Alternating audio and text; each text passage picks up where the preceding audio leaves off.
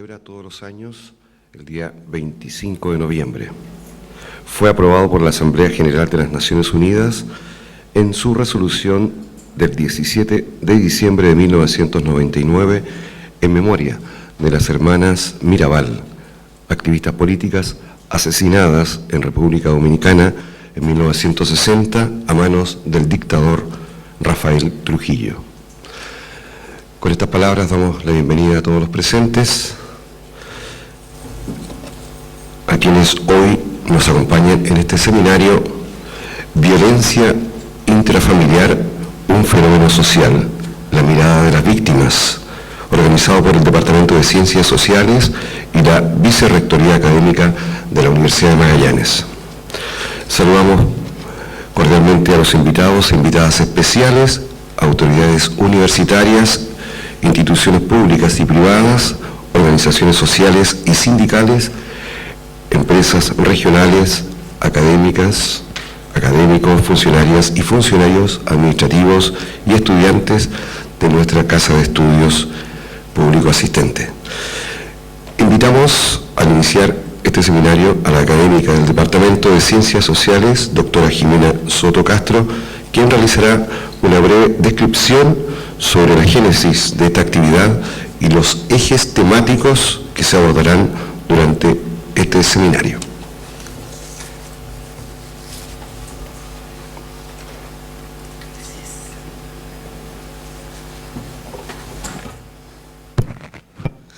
Muy buenos días, autoridades regionales, locales, instituciones públicas y privadas, organizaciones civiles y sindicales, empresas regionales, académicos, funcionarios, estudiantes y público asistente. Muy buenos días y muy bienvenidos. La Universidad de Magallanes, en su calidad de institución con vocación pública, se encuentra gestando desde el mes de marzo la realización de este seminario, ya que hoy, como ustedes saben, se conmemora el Día Internacional de la Eliminación de la Violencia contra las Mujeres. Como universidad con responsabilidad pública, no podíamos estar ajenos a este tema, ya que nuestro compromiso es formar profesionales comprometidos con las necesidades de la sociedad, para lo cual necesitan competencias profesionales que les permitan insertarse de manera asertiva en sus espacios laborales. Ahora, es importante para nosotros destacar que la mirada que como nosotros como universidad vamos a presentar y a defender el día de hoy en este seminario, es la mirada desde las víctimas que sufren situaciones de violencia intrafamiliar. Ahora, desde las víctimas, en el convencimiento que nosotros hemos logrado tener hasta el día de hoy, que nos dice la realidad, en el convencimiento de que la institucionalidad que estaba destinada a proteger a estas víctimas fundamentalmente o principalmente a aquellas que se atreven a denunciar, esa institucionalidad ha fallado. Este seminario se ha construido en base a 3 ejes, los cuales van a ser abordados, ¿cierto?, por nuestras invitadas a partir de nuestra primera invitada, que es el relato testimonial de la señora Cintia Valenzuela, quien es gestora y coordinadora de este evento, y que además es una mujer víctima de violencia que ha tenido el coraje y la entereza de desnudar su intimidad con nosotros en la comprensión y el convencimiento que estos casos de violencia hacia las mujeres no pueden quedar en la impunidad, y también con su experiencia personal de tener que haber sido revictimizada una vez que se atrevió a denunciar a su agresor. Es decir, tuvo que ser víctima de nuevo de violencia, pero esta vez ejercida por las instituciones que debían protegerla. Los ejes con los que nosotros, el primer eje que nosotros vamos a ver hoy día, tiene que ver con el que nosotros hemos denominado espacios laborales. Cuando una mujer vive violencia y se atreve a denunciarla, es estigmatizada de muchas maneras. Estas estigmatizaciones que viven estas mujeres que son víctimas de violencia, muchas veces las lleva a perder su puesto de trabajo, quedan sin trabajo. Por lo tanto, en esta lógica, una mujer que no tiene trabajo, que no tiene posibilidad de insertarse laboralmente, tiene muchas menos posibilidades, menos capacidad de resiliencia y menos capacidad de insertarse de nuevo saludablemente en esta sociedad. Es por ello que nosotros creemos que las empresas regionales en este caso, pero las empresas en general tienen un rol importante desde la responsabilidad social empresarial, de ser conscientes de esta realidad que nosotros vivimos, ser conscientes de que el círculo de la violencia, las mujeres pueden, un elemento para que puedan romperlo tiene que ver con disponer de un trabajo. Por lo tanto, la socióloga que nos acompaña el día de hoy, Tatiana Hernández, que conoce muy bien este tema, nos va a ilustrar y va a invitar fundamentalmente a nuestros empresarios regionales a abrir espacios para mujeres que han sido víctimas de violencia, como una manera de cumplir este rol social empresarial. Otro tema, nosotros lo hemos denominado institucionalidad, marco vigente, marco regulatorio. Y este tema es fundamental porque hay un discurso, ¿cierto?, desde el Estado que le dice a las mujeres que sufren violencia que denuncien, porque en el momento en que denuncien se va inmediatamente a activar una red que las va a proteger. Las va a proteger desde lo jurídico, desde lo emocional, desde lo terapéutico, desde una serie de perspectivas. La va a acompañar en este proceso que esta mujer vive. Pero hemos podido constatar que eso no es así, que ello no funciona. Nuestras expositoras van a presentar datos que nos van a dejar tristemente atónitos, en donde vamos a ver, por ejemplo, que de las mujeres que han sido asesinadas, un gran porcentaje de ellas tenía no una ni dos, sino que muchas denuncias.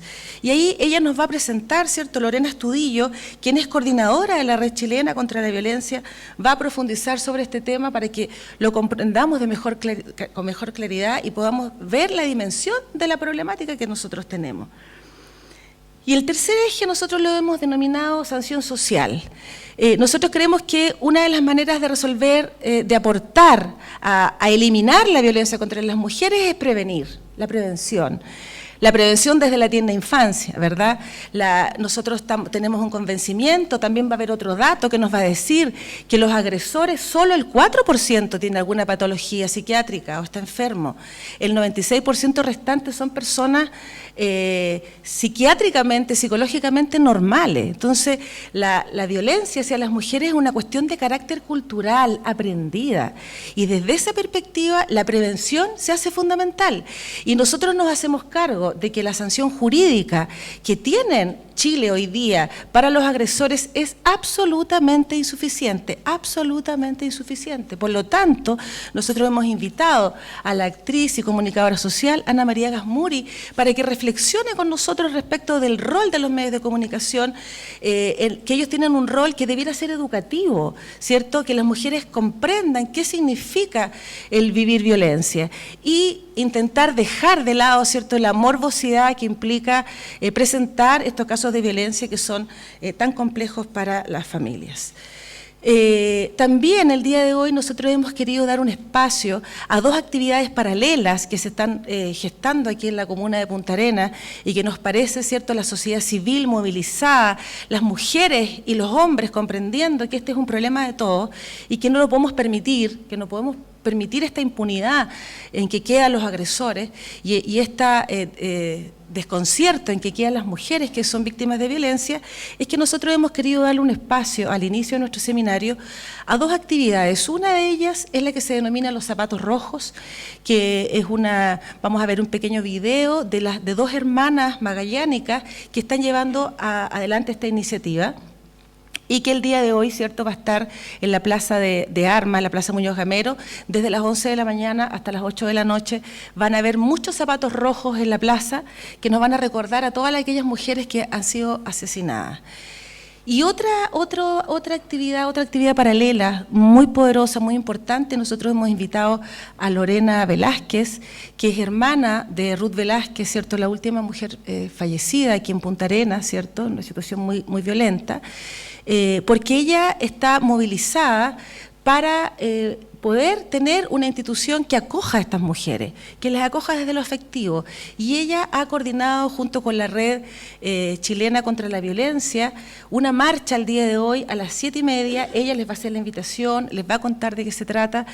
Nosotros esperamos que todos ustedes nos colaboren en la difusión y estemos hoy día a las 7:30 en la Diagonal Don Bosco para caminar hacia la Plaza Muñoz Gamero y recordar a Ruth y a todas las otras mujeres que han sido asesinadas. Yo por último quiero agradecer al vicerrector, don Juan Oyarzo, ¿cierto? que nos ha colaborado y ha sido un principal entusiasta en esta actividad, a las invitadas, a Cintia particularmente, con quien tengo una relación de profesora-alumna de hace muchos años. Ella egresó de esta Universidad de Relaciones Públicas, porque ha sido una mujer valiente de venir y desnudar, como les decía yo, su intimidad y conversar con nosotros en esta lógica de que ella sabe que tiene que hacer un aporte desde lo que pasó, que tiene que pararse, seguir caminando, pero colaborar a otras mujeres. Y también a nuestras 3 invitadas que se hicieron un tiempo en sus agendas apretadísimas y que seguramente están agotadas y cansadas, pero no me cabe duda que se van a ir llenas de energía. Ustedes saben, nuestra ciudad es mágica, y ellas van a poder vivir esa magia y además van a irse convencidas y contentas de que acá, en el fin del mundo, nosotros repudiamos los actos de violencia contra las mujeres y que nuestra querida Universidad de Magallanes no podía estar ausente en una temática tan importante como esta. Les agradezco que estén acá y los invito a participar de las actividades paralelas que vamos a tener. Muchas gracias.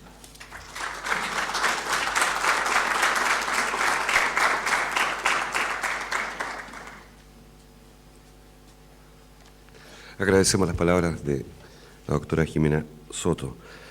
Les cuento que este evento, este seminario, está siendo transmitido vía online por el canal de la Universidad de Magallanes, UMAC TV, y el sitio, para que sepan ustedes, es www.umactv.cl/auditorio.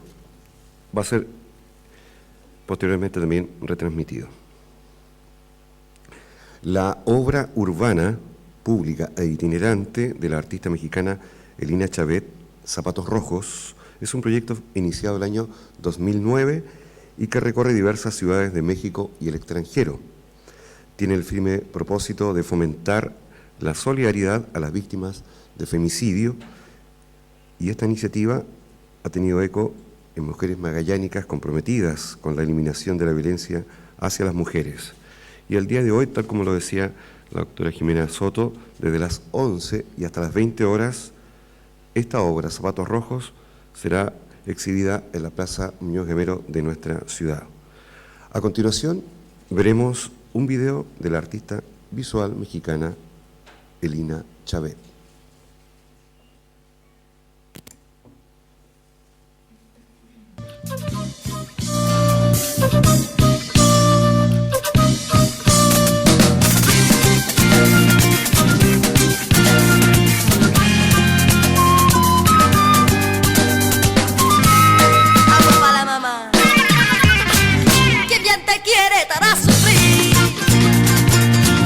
Yo no pienso de esa manera.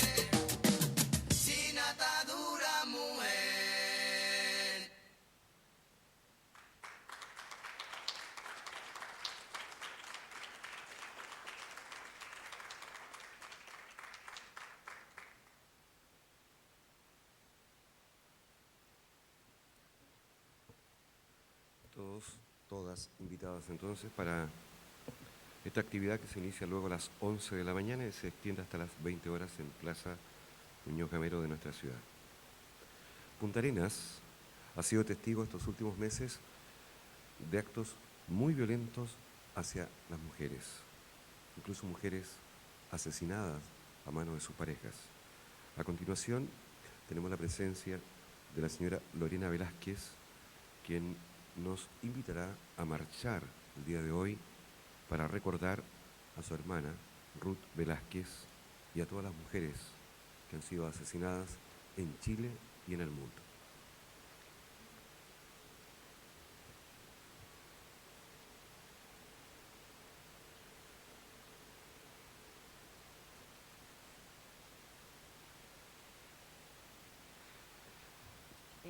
Hola, buenos días. Me llamo Lorena Velázquez, soy hermana mayor de Ruth. Bueno, lo primero es contarles que para poder enfocar de alguna manera el dolor que estamos sintiendo como familia, decidimos iniciar como principio una agrupación que se llama Refugio El Camino de Ruth. La idea es que el día de mañana esto llegue a ser una fundación para poder cooperar con todas las que siguen callando, con todas las mujeres en realidad que tienen miedo, porque hay muchas que siguen guardando silencio por miedo, por que dependen incluso económicamente de la pareja. Y invitarlos hoy día a la marcha, que se inicia a las 7:30, la convocación es a las 7:30 de la tarde.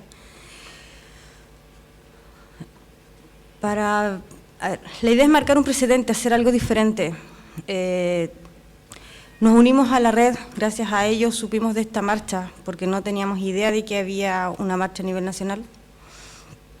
Y queremos invitarlos, queremos que vayan con hijos, amigos, no sé, que difundan lo que queda el resto del día para que ese día vaya harta gente para apoyar la causa, que ya no queremos que ninguna otra familia sufra lo que nosotros estamos sufriendo todavía, que no queremos que ninguna mujer más sea maltratada de ninguna manera. Queremos enseñarles, darles fuerza, darle apoyo, para que salgan, porque no solo ellas sufren, detrás están los hijos, detrás están las familias,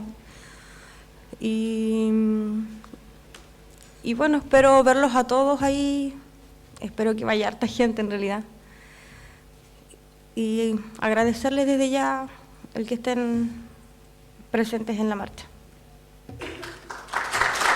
Gracias.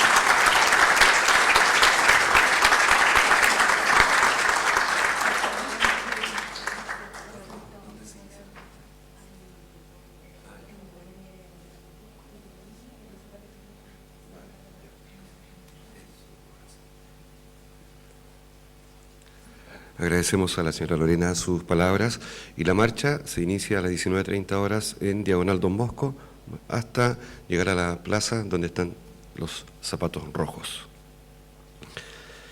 Para una mujer, ser víctima de violencia intrafamiliar significa un daño psicosocial enorme que deja huellas permanentes en las mujeres que lo viven. Se les dice desde la política pública que al denunciar la agresión vivida se activará una red de protección gubernamental que las protegerá de su agresor, las guiará en el proceso judicial y las acompañará en un proceso terapéutico. Lamentablemente, la experiencia, la vida real, nos dice que ello no está ocurriendo y al denunciar, muchas mujeres inician un proceso de revictimización, es decir, son víctimas de violencia, muchas veces más durante el proceso que se inicia después de la denuncia. Como en este seminario queremos conocer este triste fenómeno desde la mirada de las víctimas, es que a continuación invitamos a compartir su relato testimonial a la profesional de las relaciones públicas, señora Cintia Valenzuela Martínez.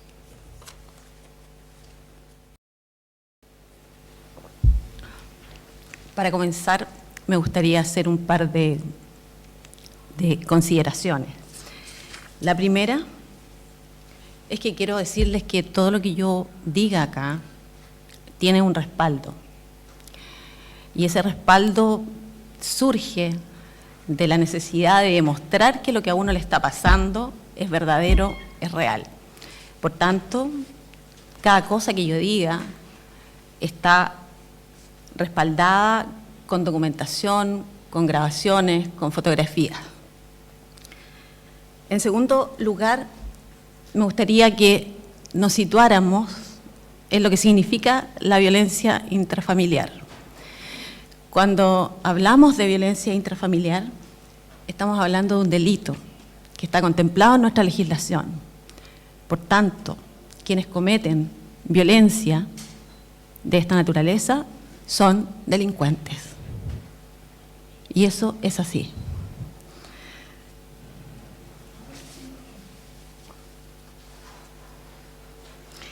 Lo otro, mi historia tiene nombres. Habitualmente, las víctimas de violencia intrafamiliar no señalan los nombres de sus agresores o de aquellas personas que han estado involucradas en sus procesos. Y les adelanto esto porque mi historia está con nombres y está con apellidos.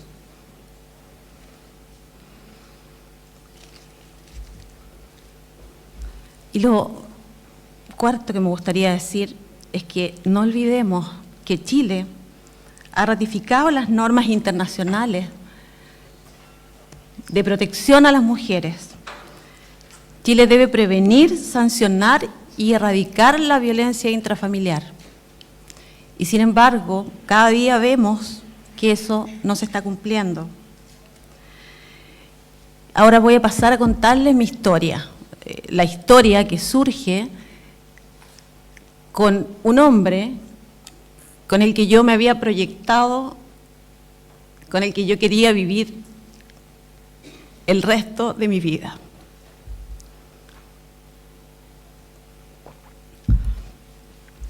Bueno, ustedes probablemente, y por eso lo voy a decir, me recuerden, yo estuve casada 27 años con un oficial de la Fuerza Aérea.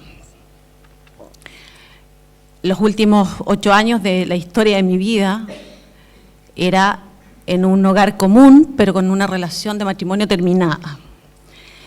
Y ese matrimonio termina cuando mi esposo, el padre de mis hijas, toma la decisión de suicidarse.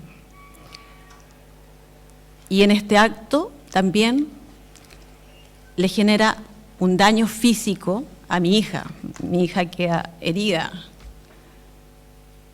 con heridas de bala, que le podrían haber quitado la vida, porque la verdad es que fueron de mucha gravedad, pero que afortunadamente ese final no fue así, y ella está viva y está conmigo y está bien. En esa relación tuve episodios de violencia intrafamiliar, pero ya hacia el final, hacia estos años, hasta 7, 8 años en que ya no éramos pareja y que vivíamos en la misma casa,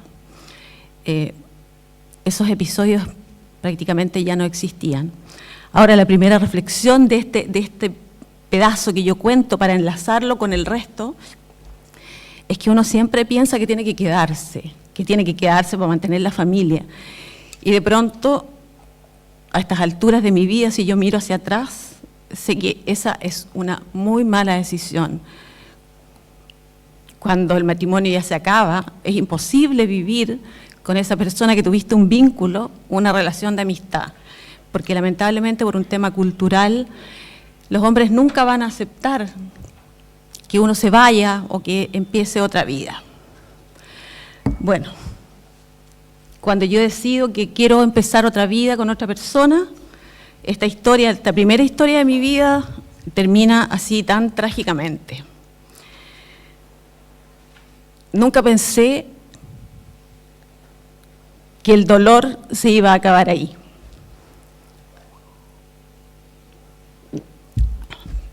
Nunca pensé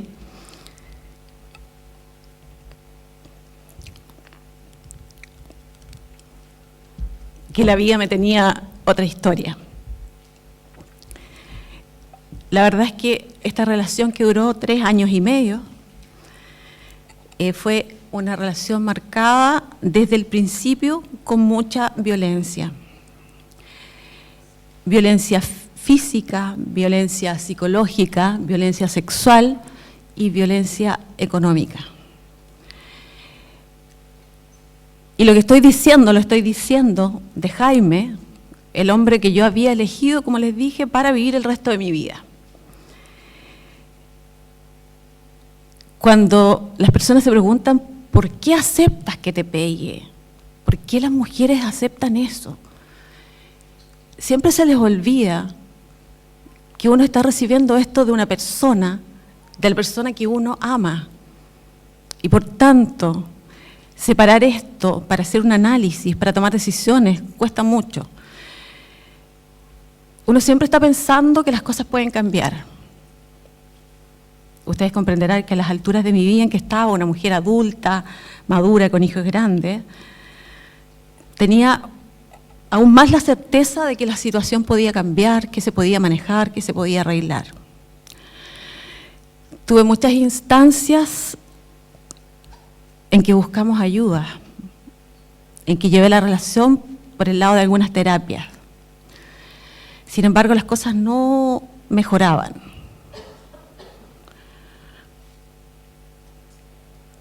Cuando se habla de violencia psicológica, estamos hablando de cosas muy sutiles o de cosas bastante fuertes. Yo sufría violencia psicológica desde la más simple, a lo mejor que te digan que estás haciendo las cosas mal, que te estás poniendo fea, que no quieren acompañarte, hasta violencia un poco más elevada ya, de mucha grosería, de mucha descalificación, de mucho tener que aceptar relatos, por ejemplo, de relaciones con otras personas.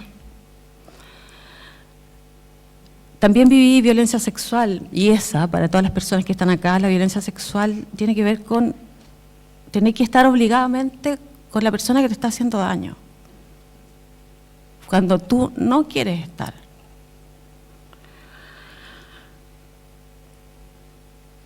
También sufrí una vez que perdí el trabajo, porque en realidad todo esto se va conjugando. La verdad es que yo era una profesional bastante exitosa, pero en la medida que todas estas cosas se te empiezan a producir, uno empieza a perder autoestima.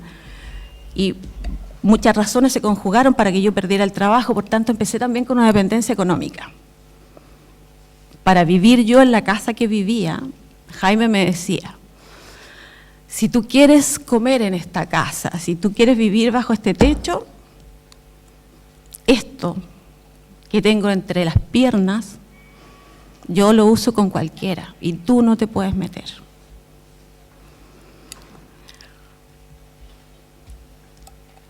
Uno va quedando en condiciones tan disminuidas en realidad que en este momento que yo se los relato, puedo tener otra mirada, pero de verdad que en ese momento uno está absoluta y completamente destruida.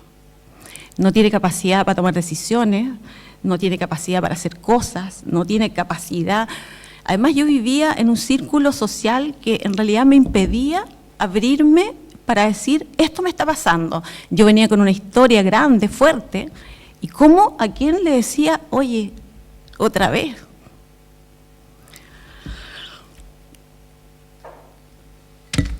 Este círculo se rompe o se empieza a romper después de 3 años, cuando a raíz de una gestión de Jimena, yo empiezo a tomar una terapia de violencia intrafamiliar. Y creo que es la primera vez que me encuentro con un terapeuta que me habla del tema como yo lo sentía. Porque lamentablemente en esto hay muchos profesionales que se involucran, pero que la verdad es que no conocen, no entienden del tema, el enfoque no permite que tú te identifiques con lo que te estás planteando. Y entonces fui al consultorio Mateo Bencourt, y ahí conocí a José Luis, y partí con él una terapia. En ningún caso pensábamos judicializar el tema. Era una terapia para que yo me empezara a dar cuenta y para que yo empezara a abrir mi realidad. Eso era súper importante, que el círculo más cercano empezara a darse cuenta de que yo estaba mal. Y la verdad es que en ese momento yo ya estaba temiendo por mi vida. O sea, no es que a veces habían problemas, ya se había instalado la violencia, era permanente. Llegaba la noche y yo lo único que quería era eso, que se acabara el día. Parecía que en esas horas de sueño iba a volver la tranquilidad.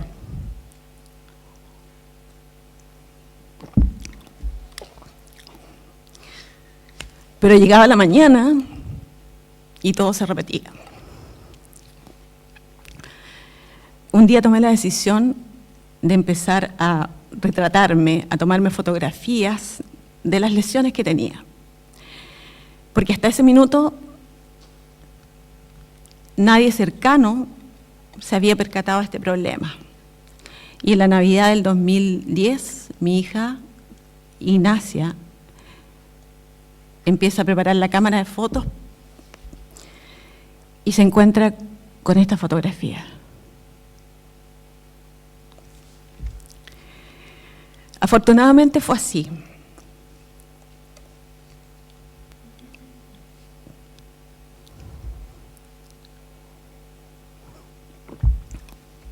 Porque Ignacia me da la fuerza para que yo empiece a tomar decisiones. Ella me dice: mamá, yo sabía que él no te trataba bien, nunca te había visto tan triste, pero yo no sabía que te pegaba. Mamá, nos tenemos que ir, mamá, tú no puedes seguir acá. Eso fue la Navidad del 2010. El 2011, esta violencia seguía en escalada, y entonces Ignacia decide dejar su carrera y se viene a Punta Arenas. Y se viene a cuidarme, me dice: mamá, yo dejo mi carrera, la congelo y yo me voy porque a ti te van a matar. Jaime te va a matar. Así que llego con Ignacia al lado. Parecían las cosas más fáciles, pero tampoco era justo que yo la estuviese arrastrando a esta situación.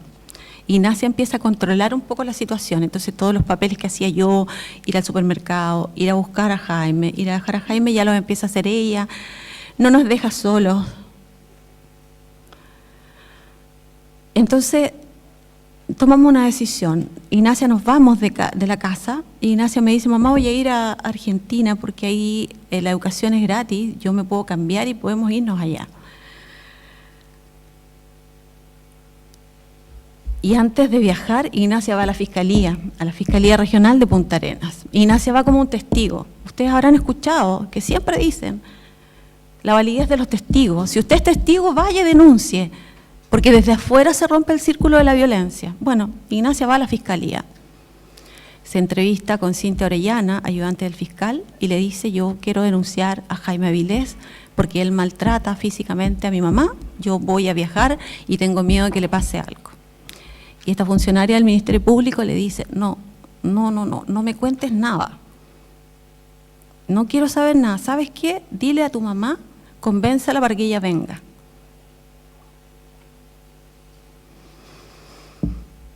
De esta forma Ignacia vuelve a la casa. Quiero que se vayan dando cuenta de la gravedad. Estamos todos los días escuchando a la Fiscalía, al Ministerio Público, al CERNAM, diciendo que vayan, que denuncien. Los testigos tienen que estar atentos, la red. Y esto me pasa a mí, esto le pasa a mi hija. Bueno, ella tiene que viajar.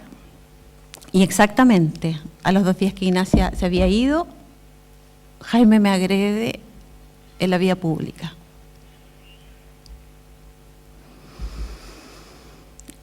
Esta promesa que yo le había hecho a Ignacia de que a la próxima yo iba a denunciar, me lleva a abrir esta posibilidad y empiezo, como muchas mujeres, a seguir esta ruta, a buscar esta red de apoyo, a buscar esta ayuda del Estado.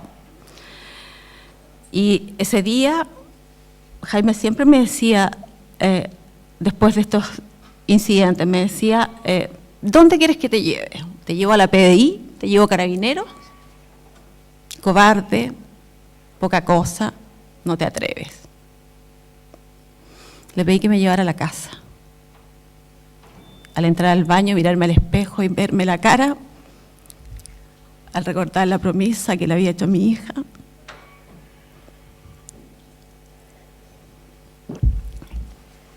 tomé mi cartera y fui a denunciar. Elegí la Policía de Investigaciones, porque yo había trabajado en Carabineros. Yo fui la relacionadora pública de la 12ª Zona de Carabineros, era la asesora del general, del jefe de zona. Trabajé con 3 generales. Tenía vergüenza de ir a Carabineros. Además tenía la sensación de que ellos no manejaban bien el tema de la violencia intrafamiliar. Por tanto, me fui a la PDI. Antes de llegar al cuartel, llamé por teléfono a mi hija a Buenos Aires, le conté, y enseguida pasé a la casa de una persona para que me fotografiara la cara. Fui a la PDI a las 1:30 de la tarde. Me recibió el primer funcionario, la Policía de Investigaciones solamente tiene oficiales, y me empieza a tomar la denuncia. Varias veces me preguntó, ¿pero por qué usted le aguantaba que le peguen? ¿Por qué usted estaba ahí? Una pregunta que te desarma en un minuto en que tú estás empezando a romper el círculo de la violencia. Y entonces uno empieza a relatar y empieza a contar. Al rato me dice que él no me va a seguir tomando declaraciones y llega otro funcionario y partimos de nuevo. Empiezo a contarle todo, también me hizo la misma pregunta. ¿Y usted por qué no se iba? Estuve entre las 1:30 y las 5 de la tarde en el cuartel de investigaciones. Me llevaron al hospital regional a constatar lesiones. Estaba sentada en la sala de espera cuando una funcionaria sale y dice, la persona que viene por violencia intrafamiliar. La verdad es que tenía vergüenza. Quería manejarlo en silencio. Yo era la que iba por el tema de violencia intrafamiliar. Yo, que tenía una relación con el subgerente de Zona Franca. Yo, que había sido la asesora de 3 generales. Yo.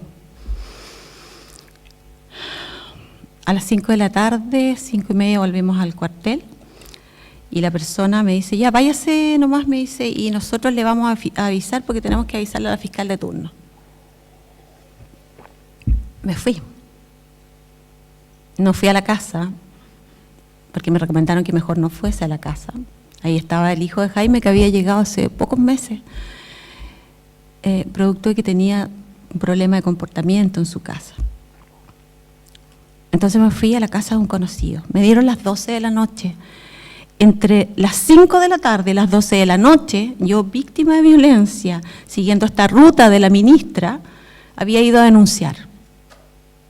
A las 12:15 de la noche fui al cuartel de investigaciones. Fui a preguntar, ¿qué hago? ¿Qué es lo que viene? ¿Qué pasa? Entonces, estaba cerrado. Golpeé, me abrió la puerta, consulta y me dicen, tiene que esperar al funcionario que la atendió.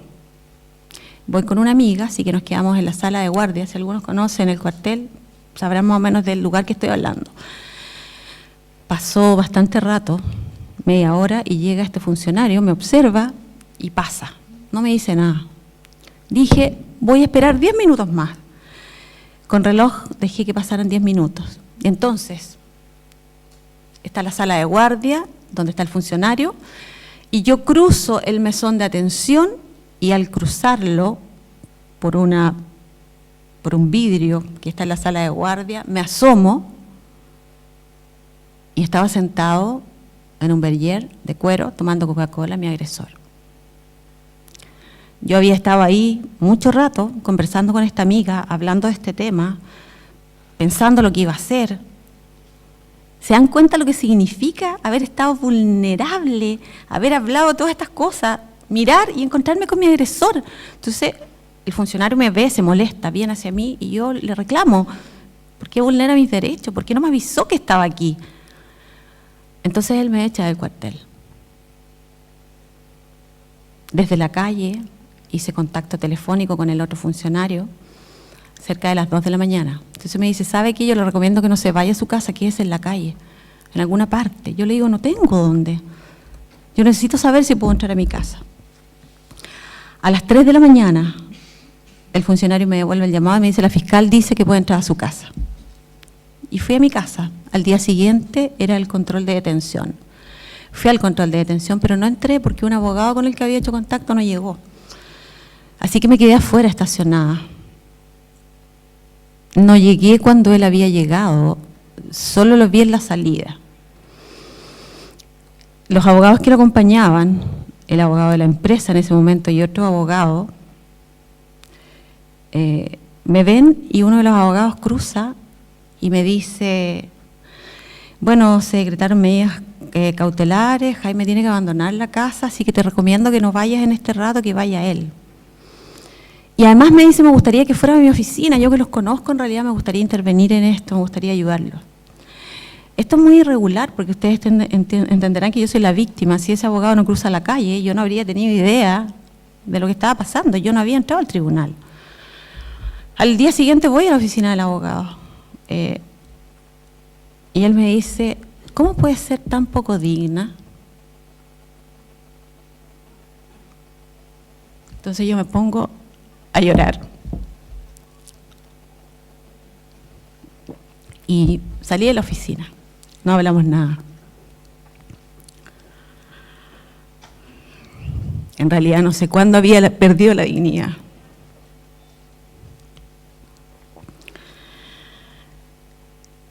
La verdad es que mientras estaba en este círculo de violencia, yo me sentía en un infierno.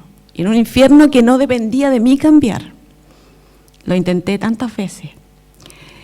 Pero desde el minuto que hice la denuncia, entré en un infierno, no sé si peor. La verdad es que muchas veces me arrepentí.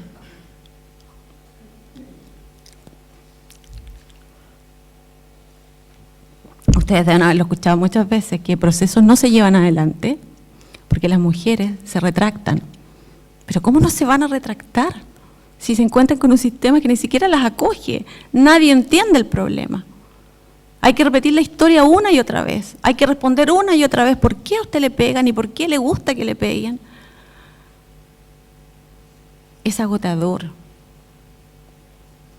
Es tremendo.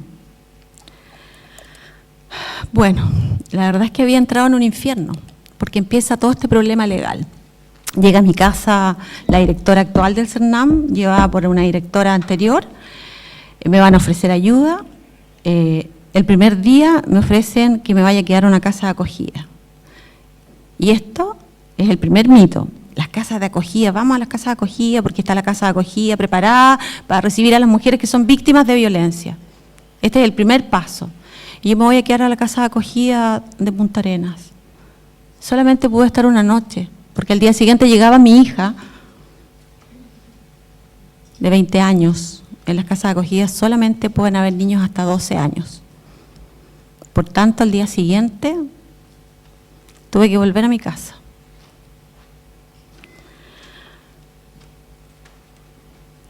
Yo creo que una de las cosas fundamentales y que tenemos que tratar de cambiar es que las víctimas sepan con qué se van a enfrentar. Por ejemplo, yo para empezar a enfrentar, porque ya tenía que defenderme del sistema, empecé a leer mucho y así supe que yo tenía derecho a hablar con el fiscal. Pedí entrevista con el fiscal porque yo veía que esto no se movía, no avanzaba, veía ciertos vicios en el proceso que yo no estaba dispuesta a aceptar. Mi fiscal era la fiscal Guevara. El día que me recibió la fiscal, recuerdo algunas frases así como, cárcel no, eso sí que no. Mira, yo conozco, soy amiga del abogado que defiende a Jaime, pero eso no quiere decir que yo no vaya a actuar como corresponde. La verdad es que esperemos un poco porque de repente la gente cuando va a tribunales después salen de la mano otra vez, pues entonces se pierde todo. 2 veces pedí hablar con ella. En este intertanto, Jaime presenta una demanda en mi contra y una demanda por apropiación indebida. Él dice que yo me quedo con las cosas de la casa. Solo, para ser más preciso el relato, las cosas de esa casa eran producto de la casa que yo tenía, todo se había vendido de mi casa y se había vuelto a comprar. Entonces Jaime me denuncia por apropiación indebida. Y es la misma fiscal Guevara la que toma el mismo proceso, o sea, la fiscal que hacía la investigación por violencia intrafamiliar, que estaba investigando de que Jaime era un agresor, empieza una investigación para buscar si yo efectivamente estaba cometiendo ese delito. Era muy extraño. Junto a eso se van dando otras cosas, lo que me obliga a escribir una carta al fiscal Chaguán. 10 carillas en la que le explico lo que me está pasando. El fiscal me contesta que la decisión tiene que ser del fiscal regional y finalmente me cambian la fiscal. Toma el caso el fiscal Campos. Ahora yo creo que un poco porque se dieron cuenta que yo iba a ser una víctima atípica, las cosas parece que se empiezan a dar un poco más equilibradas. Yo debo reconocer que el fiscal Campos siempre fue muy deferente, intentó mantenerme informada. No por eso yo no siento que el proceso no haya sido justo, pero la verdad es que su actitud, probablemente porque yo hacía muy público todo esto, fue una actitud siempre deferente. Un proceso que debe durar 90 días, una investigación 120 tal vez, se convirtieron en 1 año y 2 meses. 1 año y 2 meses para la primera audiencia.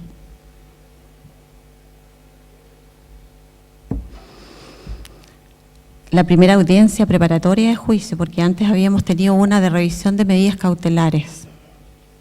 Eso fue a la semana de que Jaime había sido detenido por un delito flagrante.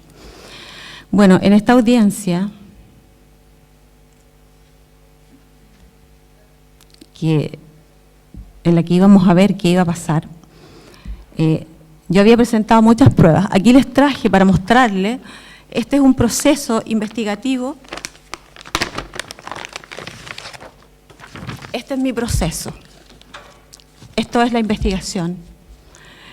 Yo era violentada todos los días. Yo tenía el delito de maltrato habitual. Habíamos presentado una querella por maltrato habitual. Esto solo es la investigación de 2 hechos de violencia, de lesiones menos graves en contexto de BIF. Nunca vimos la violencia habitual. Durante este año 2 meses, los agresores, y en general se ve, a Jaime también le pasó, se ponen mucho más agresivos, están rabiosos, enojados. Jaime estaba muy molesto conmigo porque él nunca pensó que yo lo iba a denunciar. Durante el año 2 meses, él empieza a mandar permanentemente, hacía publicaciones en internet denostándome, humillándome. Su primera teoría, él se acogió a silencio, por tanto, él trataba de decir que yo estaba loca. Yo estaba loca por lo que había pasado con mi marido. Enseguida trató de sostener que yo era infiel. Y entonces, parte de estos golpes eran porque yo era infiel.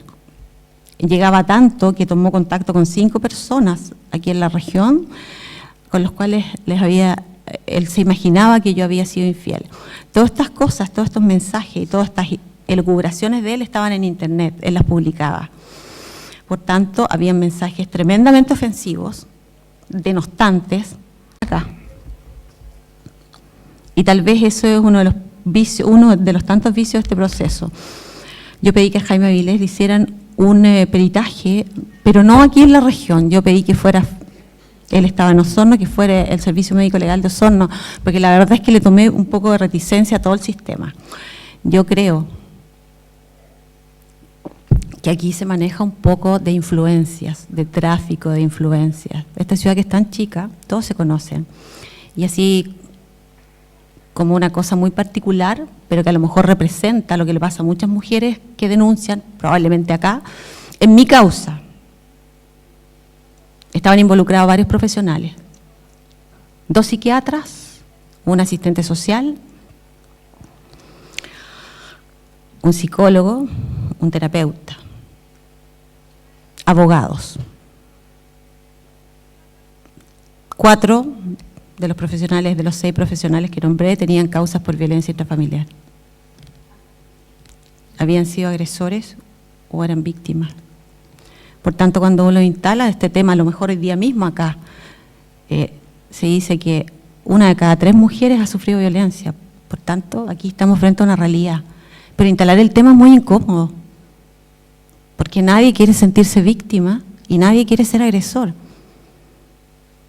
Pero la realidad que yo estaba viviendo era esa. Entonces, era muy extraño que mi causa pudiese prosperar. Yo no tenía que hacerme peritajes psiquiátricos, pero dada toda esta denostación pública que se había hecho, yo pedí también que me hicieran peritaje. Y para eso, yo escribí 2 veces a la ministra del CERNAM, en ese entonces, la señora Carolina Schmidt. A la primera carta me respondió Bernardita Prado, que es la jefa del programa de violencia intrafamiliar. Y me dice que la ministra no me puede recibir, pero acordamos una reunión. Entonces yo fui a Santiago para pedirle ayuda. ¿Para pedirle ayuda por qué? Porque las cosas no se estaban dando, el CERNAM no me estaba apoyando, la Fiscalía, todo era muy raro. Ella se compromete conmigo y me dice que yo voy a ser prioridad, ya que yo fui a verlas, voy a ser prioridad y van a estar siempre pendientes de mi caso. La verdad es que el CERNAM nunca hizo nada. Yo conocí al abogado del CERNAM, a Ramón Ibáñez, 3 días antes del juicio. Él realmente es un muy buen profesional, pero nunca pudimos interactuar. En realidad yo no estaba acá, yo lo llamaba por teléfono. Yo fui muy presente, era yo la que le mandaba las cosas listas, era yo la que me daba cuenta que había un RUC de la causa que estaba mal ingresado, era yo la que hacía valer mis derechos. Ahora ustedes piensen que en la mayoría de los casos, porque las mujeres están muy afectadas, o porque muchas mujeres no tienen los recursos, no tienen las competencias, están muy vulnerables, no tienen idea de cómo enfrentar el proceso. Yo lideré mi proceso, que no es lo normal, y aún así fui tremendamente sometida a violencia secundaria, a revictimización. Me llamó mucho la atención que en el CERNAM me recomendaran varias veces que no siguiera con la violencia habitual, que en algún momento se podía volver a ver, que viéramos la primera causa. Era otro delito, no tenía por qué dejarse de lado.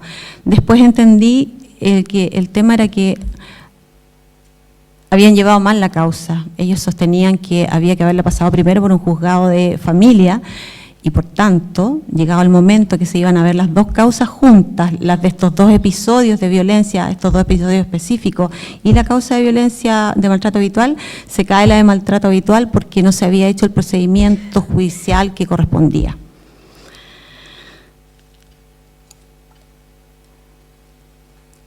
Yo le pido al CERNAM que me hagan el peritaje. Yo me trasladé a Viña del Mar por seguridad y porque realmente me enfermé. Empecé a deteriorarme mucho físicamente. No era solo el tema psicológico. Entonces yo empiezo a buscar en la casa del CERNAM, veo si hay psicólogas, veo si me pueden hacer el peritaje, me comunico con Santiago, por favor, que manden la orden de que me hagan este peritaje. Un peregrinar agotador, todos los días tenía que estar pendiente de la causa, todos los días tenía que estar pensando dónde se iban a hacer las cosas, tenía que estar pendiente si llegaban, si no llegaban. Al peritaje de Jaime a Osorno, tenían que haber mandado la carpeta investigativa completa, de tal modo que el profesional que tuviese enfrente a Jaime pudiese determinar fehacientemente si él tenía alguna patología. Sin embargo, varias cosas de esta carpeta no estuvieron a la vista del aperito. ¿Y cómo lo sé? Porque ella declara en su informe con qué elementos cuenta. Qué rabia, porque eso también vulnera mis derechos. Una vez que me hacen el peritaje en Viña del Mar, me preocupo de que sea mandado acá a la Fiscalía de Punta Arenas. La verdad espero estar siendo sumamente clara. Mi caso es un caso de violencia intrafamiliar, pero detrás de todas estas generalidades o particularidades también que estoy contando, está la historia de muchas mujeres. Muchas mujeres que finalmente se atreven a denunciar,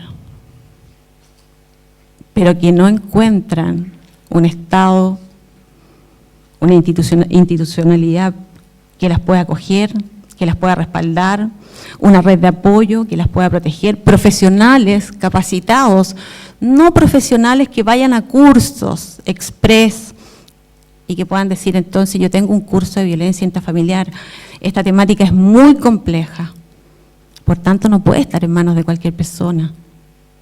Son demasiadas las aristas, se comprometen demasiadas cosas.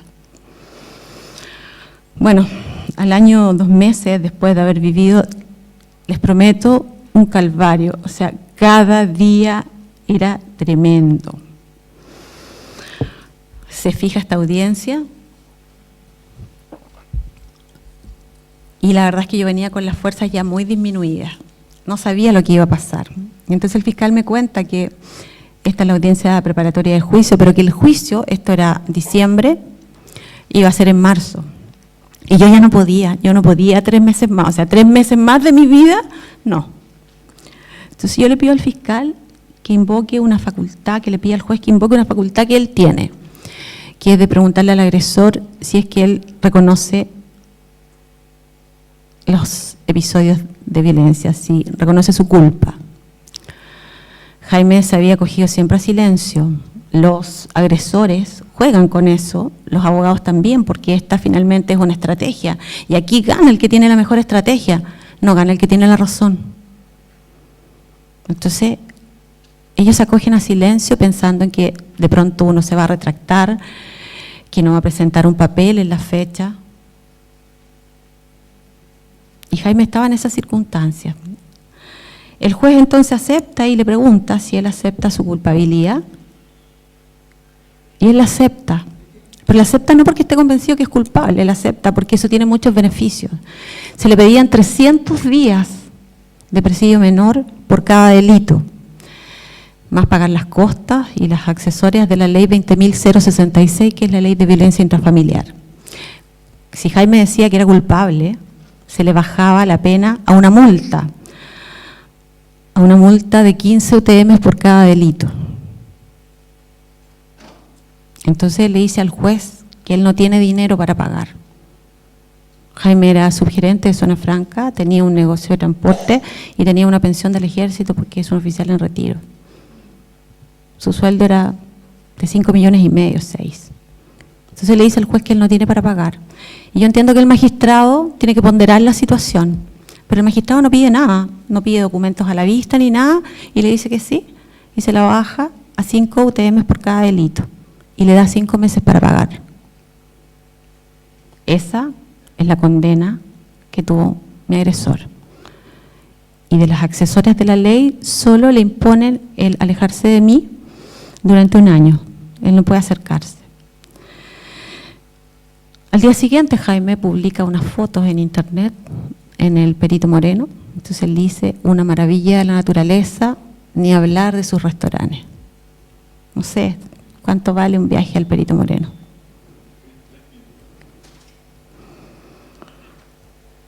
La ley es clara, pero la ley no se aplica. He estado leyendo tanto y en realidad esto no es nuevo. Hay consenso entre los fiscales, entre los jueces, el CERNAM también lo sabe, todas las autoridades saben que la ley no se aplica. Las interpretaciones que hacen los fiscales y los jueces de la ley es tan variada. El primer viaje que hice hacia acá, hace unas 2 semanas hacia atrás, para el tema del seminario, en el aeropuerto me encuentro con Jaime Avilés. Esas casualidades de la vida, teníamos vuelo, estábamos para el mismo avión. Él tiene una orden de alejamiento. Estuvo a 50 centímetros mío. Llamé por teléfono al CERNAM. la persona del CERNAM me pedía, ¿usted anda con el papel de las cautelares? Me decía, ¿usted anda con el papel de las cautelares? Ella no entendía nada. Yo no tenía medidas cautelares, yo tenía una orden de alejamiento. Y no andaba con ningún papel, porque para eso no te dan un papel. Entonces me dice, llame a Carabineros. Y yo llamo a Carabineros. La persona que me contesta me dice, ya, pero ¿sabe qué? Voy a avisar, o mire, ¿usted dónde está? Yo estoy en la puerta 25 de la sala de embarque. Entonces me dice, salga y vaya al primer piso a buscar a Carabineros. Y yo le digo, señorita, usted ha estado en la sala de embarque, yo no puedo salir. Una vez que pasé Policía Internacional, yo no puedo salir. Tanto le insistí que cortó y a los 10 minutos me llamó un suboficial desde un teléfono celular y me dice, mire señora, nosotros no podemos ir. Lo que usted tiene que hacer es, si su agresor se sube al avión, usted tiene que avisarle a la gente de seguridad del aeropuerto. La ley es sumamente clara. Él cometió desacato. Y eso está penado con cárcel. Es así, ¿no, Lorena? 15 días de cárcel. Carabineros debió haber concurrido y debió haberlo tomado detenido. Pero ¿saben? Esto es más de lo mismo. La ley no se cumple. Cada uno la interpreta como quiere. Por eso, las mujeres mueren. No hay otra explicación. No es difícil esto. ¿Por qué siguen muriendo mujeres en Chile? Por eso. Porque quienes tienen que cumplir la ley para protegerla no la cumplen. Y yo en este relato he tratado de mostrarles con ejemplos que yo he vivido y con todo un respaldo de que eso es lo que pasa. Me pasó a mí, que a lo mejor estaba con un poco más de fuerza y que tenía un poco más de recursos para poder investigar, para poder viajar, para tocar puertas, para escribir cartas. Piensen ustedes en las mujeres que no tienen en quién apoyarse, que están más vulnerables. El Estado de Chile tiene una tremenda responsabilidad sobre lo que está pasando.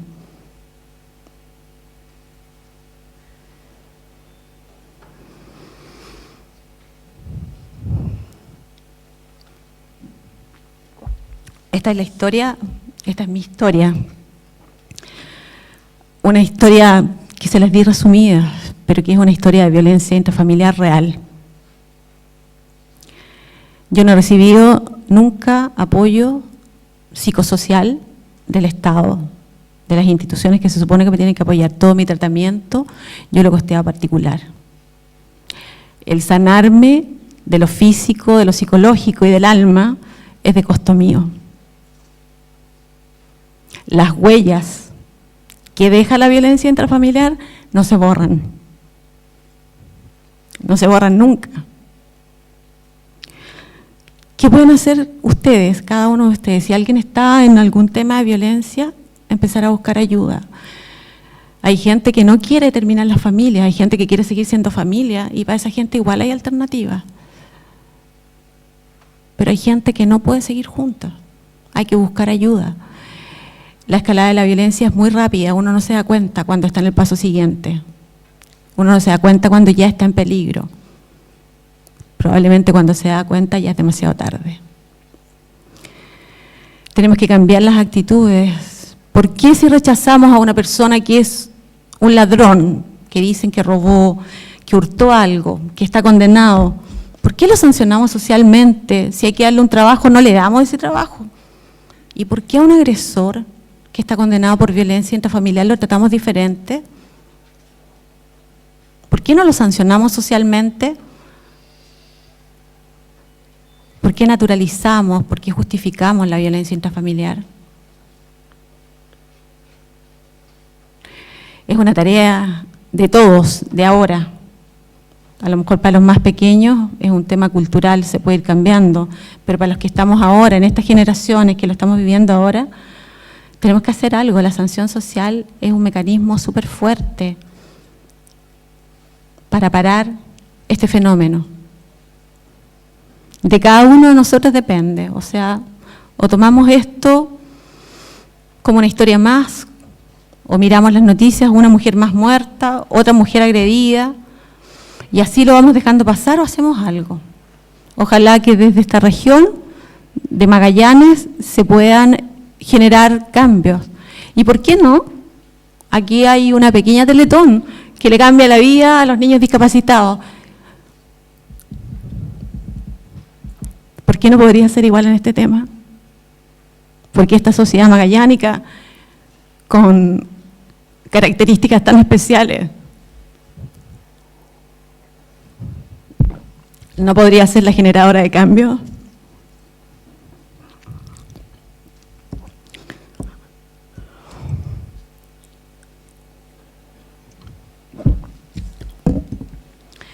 Para todos los alumnos de estas carreras que probablemente puedan intervenir en el círculo de la violencia, es sumamente importante que vayan conociendo el tema.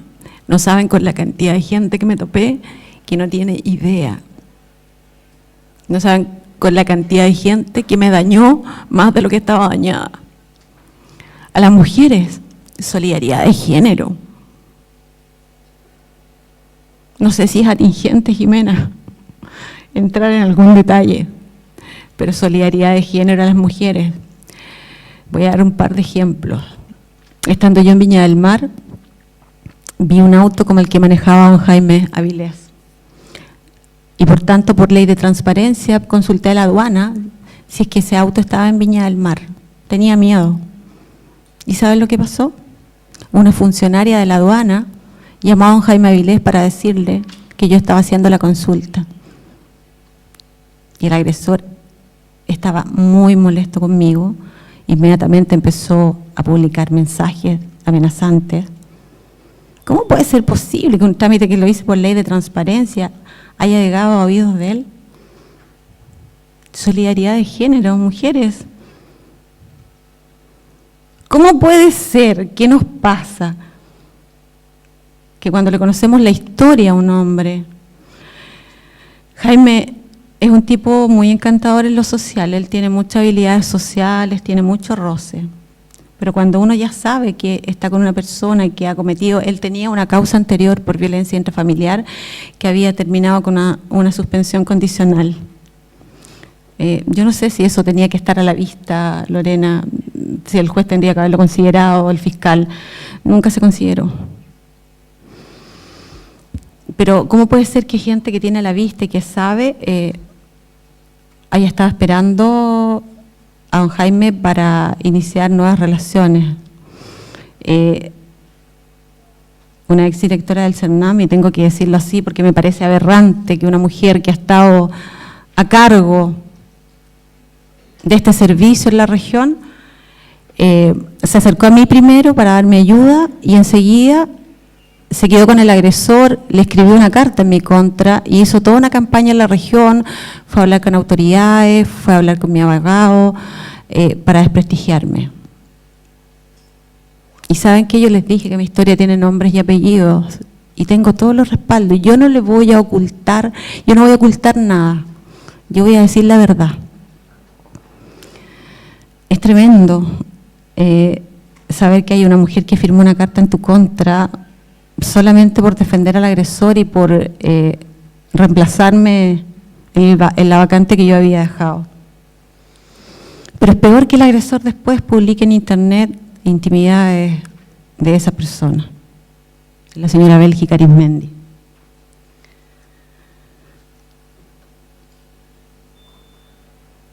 Solidaridad de género. Las mujeres tenemos que cuidarnos, tenemos que ayudarnos. Yo soy pro relaciones de pareja. Yo creo que somos buen complemento, pero tenemos que empezar a tomar conciencia de que los que estamos en este problema, los que están viviendo este problema y probablemente los que puedan vivirlo, tenemos que hacer un cambio. La violencia deja huellas y huellas que no se pueden borrar.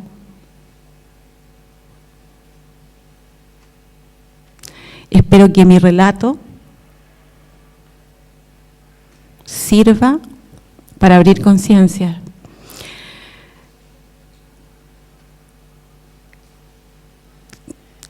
es que las mujeres no denuncian, hay que denunciar, pero la idea es ponernos de acuerdo para exigirle al Estado de Chile que haga lo que tiene que hacer. Tiene que capacitar a sus policías, a los profesionales, tienen que conocer la ley. No conocen la ley. Nuestras autoridades no conocen la ley. La verdad es que yo tenía un video, pero después pensé que era mejor el relato así. Algunos de ustedes tienen que haber visto el programa de Emilio Sutherland en Su propia trampa, donde mostraban un agresor, un colombiano. Funaron a este colombiano. En la última agresión a una chica le estaba tratando de enterrar un cuchillo por debajo de una mesa. Lo toman detenido, lo llevan al tribunal, decretan cautelares, viene la segunda audiencia y la jueza aplica un artículo de la ley que no se puede aplicar, que la ley dice expresamente que no se puede aplicar en los casos de violencia intrafamiliar. Ese programa, que bueno que estaba mostrando violencia intrafamiliar, pero en ese programa hay un editor periodístico. Entrevistaron a una diputada, a la diputada Sá y a la ministra del CERNAM, y nadie reparó que lo que se estaba haciendo no estaba pegado a derecho, se estaba aplicando un artículo de la ley que no se puede aplicar en los casos de violencia intrafamiliar. Ese es el ejemplo más claro de que los jueces y los fiscales de pronto ni siquiera conocen la ley. Les agradezco el respeto.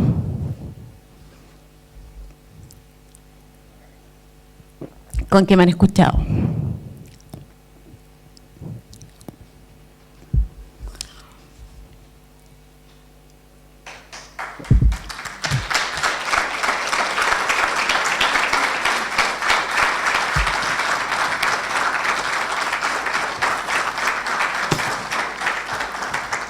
No fue fácil tomar esta decisión, pero estoy convencida de que el fin que estamos persiguiendo es mucho más grande. Y si logramos a través de estos relatos de abrir esta realidad, de mostrarles que la institucionalidad no funciona, que esa red de apoyo no existe, que la retractación es parte del ciclo de la violencia, si logramos darnos cuenta que nuestras policías no están preparadas, que nuestros fiscales, nuestros jueces no conocen la ley, que hay muchas cosas que reparar. Si empezamos a preocuparnos de eso realmente, vamos a provocar un cambio, pero además el cambio de cada uno de nosotros, sanción social. Les agradezco. Esto es parte también de mi proceso de sanación. Muchas gracias.